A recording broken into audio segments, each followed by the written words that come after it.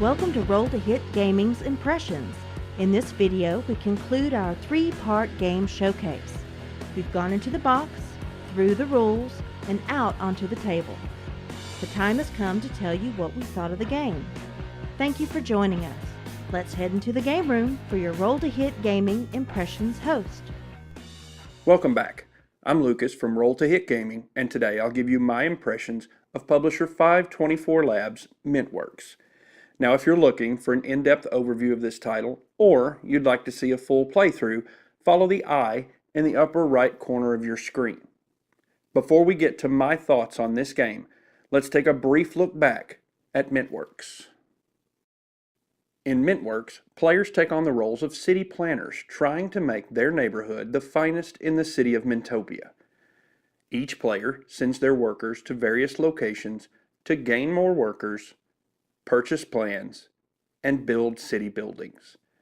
Once built, these buildings are added to a player's neighborhood and grant the player bonus workers, special abilities, or victory points. The first player to 7 victory points triggers the end of the game, and the player with the highest total is declared the victor. I saw this game on Kickstarter some time ago, and because it's a worker placement game, which is a mechanic that I really enjoy, and the fact that it had a fairly low price point, I decided to take a chance on it. The idea seemed neat, but honestly, I've tried a number of these very small games and never really found one that I liked. I suppose it's a little early in the review to say this, but Mintworks has reignited my hope for games this size. As a worker placement game, this one delivers. In 10 to 15 minutes, you'll send out workers to collect and build plans and build your own little neighborhood. When the game concludes, you really feel like you accomplished something, which is a compliment to the design of this game. The strategic differences between the various plan types is a really interesting wrinkle. Utility and production plans give you either a nice worker supply in the upkeep phase or any number of amazing special abilities, but you have to temper the number of these plans you go for. Some of these plans don't award their controller a great number of victory points, which makes sense given the other benefits they provide. But if you get too focused on building these types of buildings, you'll look up and your opponent will be building their 7-star while you only have 3. Now, I personally fell victim to this and discovered that this game is basically a race to 7 victory points. That helps keep these games quick, and I like that it really rewards how efficiently you play. Do I take that plan for its special ability and 1 victory point, or do I take that other plan for its 3 victory points? These are important and interesting decisions, and based on the big stack of plan cards, these choices are going to vary from game to game. Now, this is basically the same game with 2 to 4 players. The only real difference is that adding more players increases the number of plans you'll go through, and it adds a couple of minutes to the overall play time, which in my opinion is a win.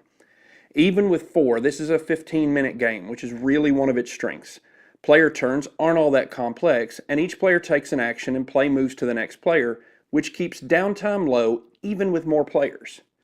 This game also has multiple solo play modes based on which AI card you choose.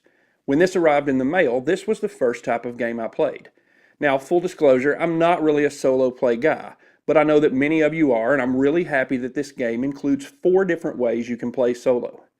These games are tight and difficult, which I think makes a great and challenging solo game. Perhaps even more than multiplayer, you're rewarded for efficiency.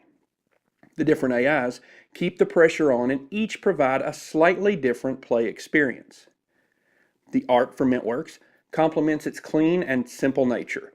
The workers are obviously the core of this theme, and they're simply small white wooden discs, which of course resemble mints, i.e. Mintworks. At first glance, the cards have a slightly dirty look, which makes me think of old construction plans with dirt and coffee stains on them, and I enjoyed this choice. The graphic design of the cards is a huge plus for me. The details included are easy to understand, and the art and flavor text all add to the experience. It's obvious in every step of the visual presentation of this game, great care was taken to ensure that everything was easy to understand, so that this game would be easy to play. I wish more designers and publishers would take this kind of care to make sure their game is as approachable as possible. In conclusion, the first word that comes to mind for Mintworks is charming. Starting with the mint tin, the entire theme builds from there with mints for workers, and the minty green color of the card backs keeps that going.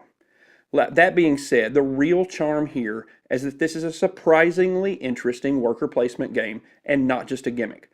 Unlike many other smallish games, you actually can put this one into your pocket and play a solo game at lunch or a 4-player filler worker placement game to kick off your game night.